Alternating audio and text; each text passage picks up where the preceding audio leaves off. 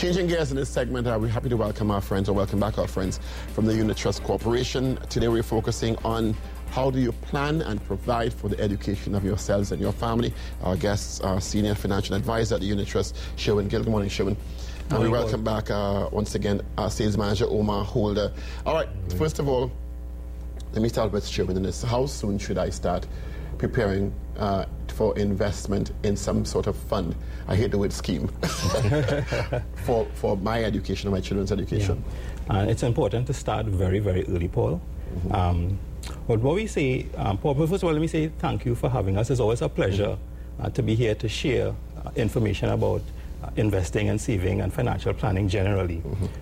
The issue of saving for your child's education, tertiary education, is one that we feel it's actually one of those most valuable gifts that you can give to your child, but we say it could also be one of the most expensive gifts. And one of the first things that we say that you need to know is you need to have a goal. You know, exactly what do you want to achieve for your child specifically. And in order to help you to determine what this goal is, there are a few things that you need to know. One of which is the type of program that your child will want to pursue. Because there are myriad programs out there. The usual suspects are medicine, law, engineering, etc. And then, of course, you want to look at the length of study, the length of the program. Usually the programs run for 3 to 4 years. Some can extend even further. And, of course, the cost of the program is critical. And then finally, you want to look at the number of years before the child actually needs to start the college or the university. And this is important because it tells you how much time you have, or as we like to put it, the number of paychecks you have to save towards this particular goal. But let me just go back and spend a little bit of time, Paul, on the issue of cost, because this is where the rubber meets the road. The cost can be influenced by the location where the study is taking place and, of course, the program itself. In our scenario, a lot of our parents send children abroad for study, the United States in particular. And let me just say that HSBC, which is a multinational banking financial services institution, produced a report in 2014 that showed they looked at the cost of studying in different locations, and the US actually emerged third behind Australia and Singapore. And the report also showed that the average cost, annual cost, tuition, which includes other expenses, US $36,500, wow. which is equivalent by 6.5 first. Exactly, which is equivalent to about 230,000 TT dollars annually. So, I mean, if you spread that out over a period of 3 to 4 years, $1 million on your child's education. That's what you're looking at. And that's per child. And that's per child. Right, so which actually concretizes the point that the investment and preparation for that is very important. Yes, it is. All right, Omar, we're a very blessed country. I keep telling people we don't know what it's like or how fortunate we are to have GATE, government-assisted tertiary education. However, even in the face of that, in the blessing of that, we should still also start investing. Because one, it's not always going to be there. It's not going to cover all your costs, even as it exists. And also, it may become more streamlined. And if you have sending your children abroad, it may not apply to all areas of academic endeavor. Let's talk about getting a mindset around that, because sometimes we think, our government pays for our tertiary education, but that doesn't cover everything, does it? Agreed. Paul, that's an excellent point. You said it perfectly, start as early as possible. When you think about it, from diapers to diploma, you have about 18 years. Now, if you save from the if you save from the very first paycheck to your child's 18th birthday, you would have saved from every paycheck. So that's 12 paychecks a year for 18 years. That gives you a maximum of 216 paychecks to save. And let's say you said, I'll start to save when the child is 8. So now you have 10 years to go, paycheck every month. 12 by 10, 120 paychecks only. You have to start as early as possible. And that's why our investment plans for children start for so young, from so young. So we have two, the Children's Investment Starter Plan. That can be opened the month that the child is born. So, of course, the investment grows with the child. And our Student Investment and Protection Plan. That can start from as early as 6 months old because it has a special insurance rider attached. We also advise to build that discipline that you're talking about into your savings. You have to make each paycheck count because you have a maximum of 216. Start a salary deduction. Start a standing order as soon as you open that account. So it's automatic. It's done for you. You don't have to worry about it, and it starts to build and grow from as early as possible. Now, it's important to consider all demographics in this, and while every parent's aspiration is for their child to be university educated in a very competitive world, and undergrad degrees like basic now. That's what O-levels or A-levels was 10 years ago. Everybody has an undergrad now.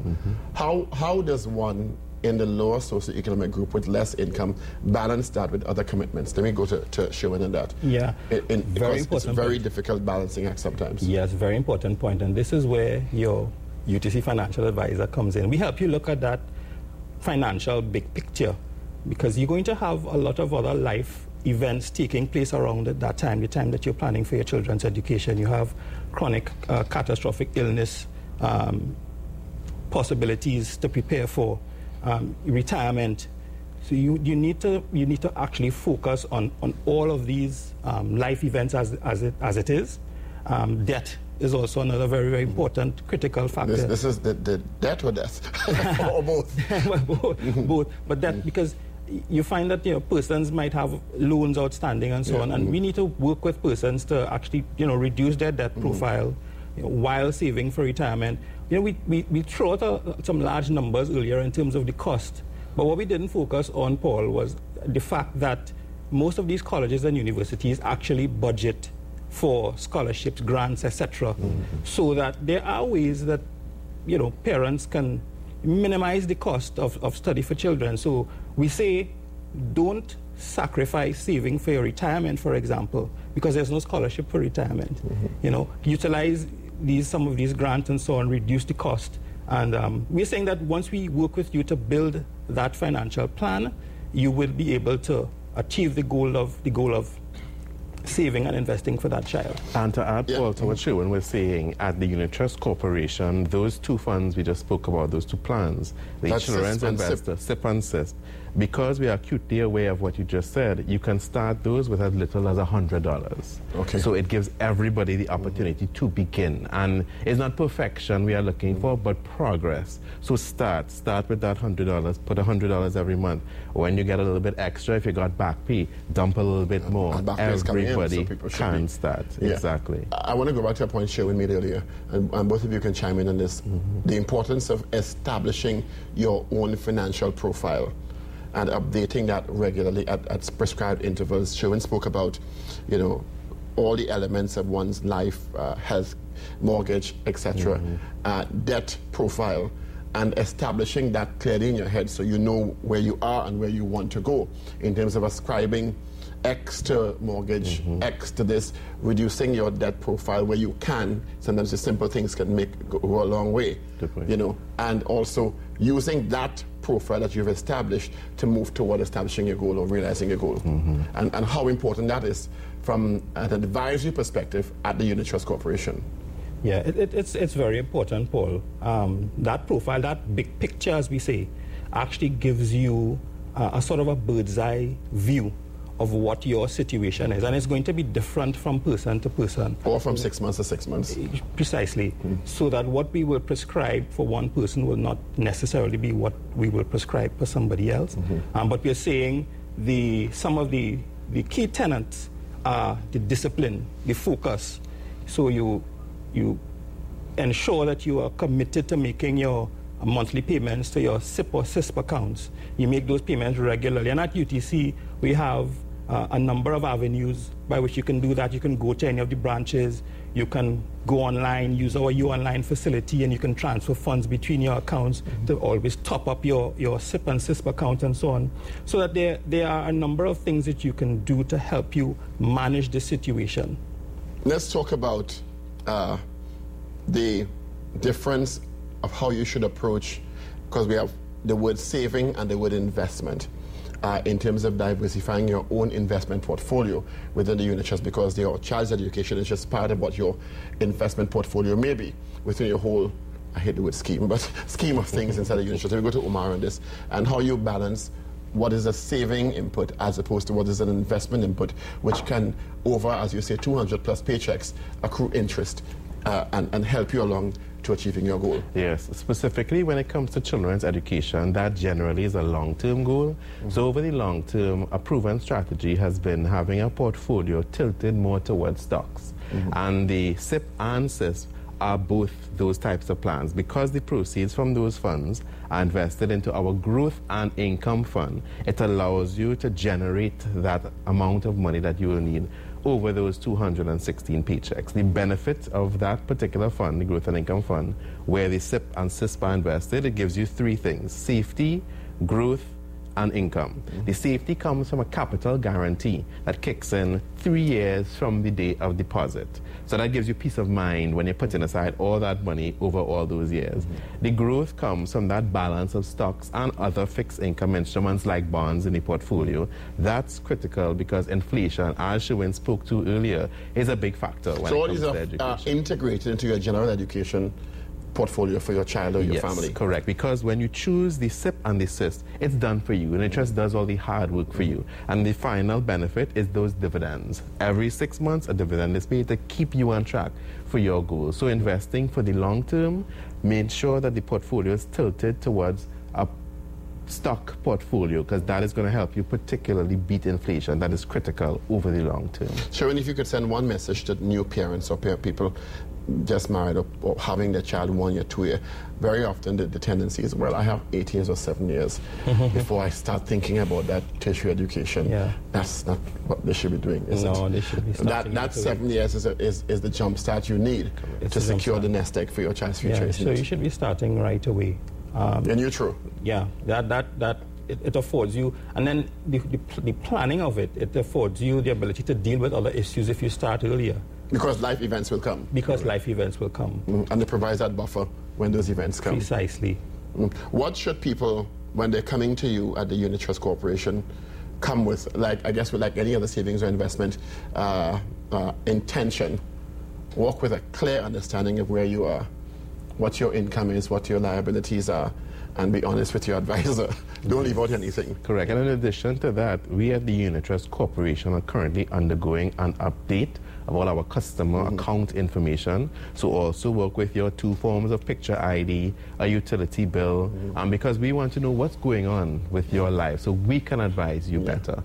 How flexible are these CISP and SIP plans? Because as we said, life goes along. You may have a plan for a 20-year or 18-year for your child or your children. But when life events come, you may have to shift and design it as it were. Are they that flexible that you can change them along the way, add to it if money comes in, pull back a bit if you have a little strain? Are these options? They certainly are very, very flexible. You can get into them. The SIP account in particular, we pretty much like to minimize the access to that. So we say typically you don't have access until the age of 18 for the child. But there are instances where if there is a need, approval can be given. And the CISP account, you have access to that plan. So you can go in, you can add to it whenever you can withdraw. Make use of it for the child as the need arises. Yes. All right, and of course you advise, come in and talk to one of the UTCs well-trained. Yes, and you can start by looking at our website. We have a lot of information up there. It's www.ttutc.com, and specifically when it comes to children's education, if you click on the Advisory Services tab, there's an education calculator to start putting all those numbers in to get it in your head what your goal is going to be, and let us help you achieve that. And of course, you can walk into any one of the Unit Trust offices across Trinidad and Tobago, even in the malls. All right, Sherwin, thank you for being with us. And Omar, thanks for once again, you can go to ttutc.com or call any of their branches or walk into their branches and ask for the advice about setting up one of the CISP, Student Investment and Protection Plan, that's SIP, and the CISP is the Children's Investment Starter Program for your children, to secure your children's education, even in the face of gate, providing for them and making sure they have that nest egg to fulfill their education is critically important. That's our show for today. Don't forget, later on this evening, 6 o'clock, we welcome back Larry Lumsden after a couple of days off. He'll be doing our Seniors Live show from 6 to 7 p.m. His guest will be Dr. Hamid Gandhi, looking at St. Joseph and Tunapoon, and then Dr. Gandhi will be back after our 7 p.m. newscast with Samantha John from 8 to 9 p.m. looking at Election HQ right here as we count down to election 2015. Yes, I don't know how I remember it myself, but sometimes it's easy to. Thank you for viewing. We invite you to join us again, God willing, tomorrow morning at 5:30 right here on Good Morning Trinidad Tobago. Do have a great day and stay tuned. Our 8 a.m. newscast is coming up next.